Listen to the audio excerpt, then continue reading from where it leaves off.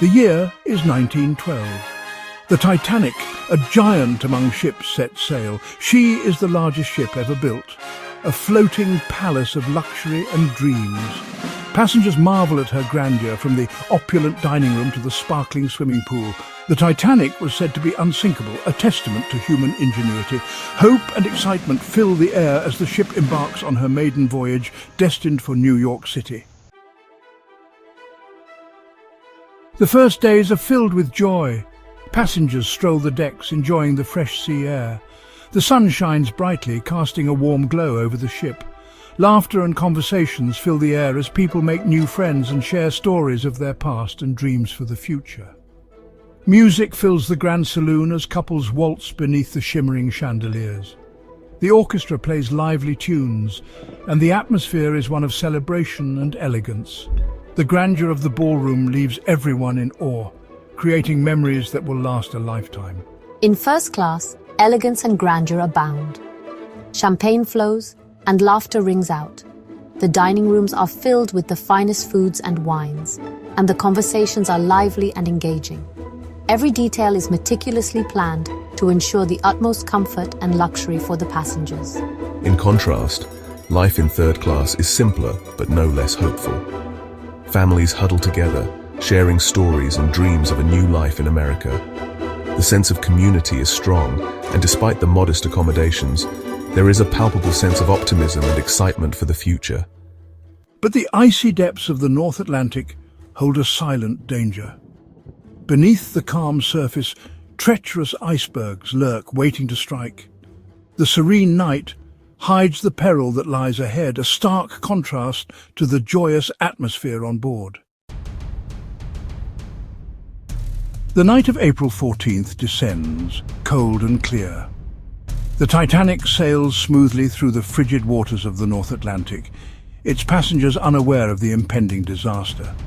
The sea is unusually calm, a sheet of black glass under a star-studded sky. The stillness of the water is eerie, almost as if nature itself is holding its breath. Inside the ship, life continues at its usual pace.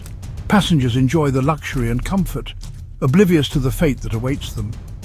In the wireless room, operators receive warnings of ice, but they are disregarded. The messages pile up, unnoticed in the hustle and bustle of the ship's operations. Then, at 11:40 p.m. it happens. The ship's fate is sealed in an instant. A lookout spots it, a massive iceberg dead ahead. The alarm is raised, but the response is frantic and disorganized. The engines roar, but it's too late. The ship's momentum is too great to avoid the looming threat. With a sickening crunch, the Titanic grazes the iceberg, the sound echoing through the night, tearing a gash in her side. The damage is catastrophic, setting the stage for one of the most infamous maritime disasters in history.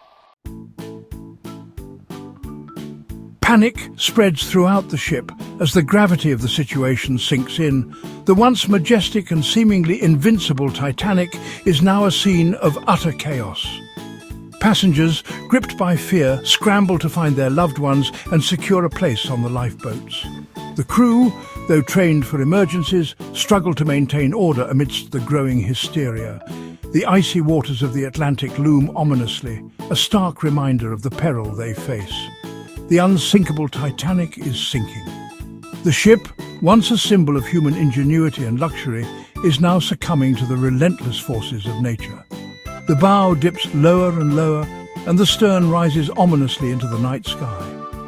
The realization that the ship is doomed spreads like wildfire, igniting a mix of disbelief and terror among those on board. The order is given to launch the lifeboats, women and children first. The lifeboats, woefully insufficient for the number of passengers, are hurriedly filled and lowered into the freezing waters. Mothers clutch their children tightly, tears streaming down their faces as they are separated from their husbands and fathers. The crew works tirelessly, knowing that every second counts. Scenes of bravery and despair unfold. Some passengers, accepting their fate, display remarkable courage, helping others to safety. Others, overwhelmed by fear, are paralyzed, unable to move. The stark contrast between heroism and hopelessness is evident in every corner of the ship. In first class, Benjamin Guggenheim and his valet, dressed in their finest attire, ready to meet their fate with dignity. They sit calmly in the lounge, sipping brandy, a stark contrast to the chaos around them. Their composed demeanor is a poignant reminder of the class distinctions, even in the face of disaster. In third-class, families struggle to reach the deck, only to find chaos and confusion. The narrow corridors and locked gates hinder their escape, adding to their desperation.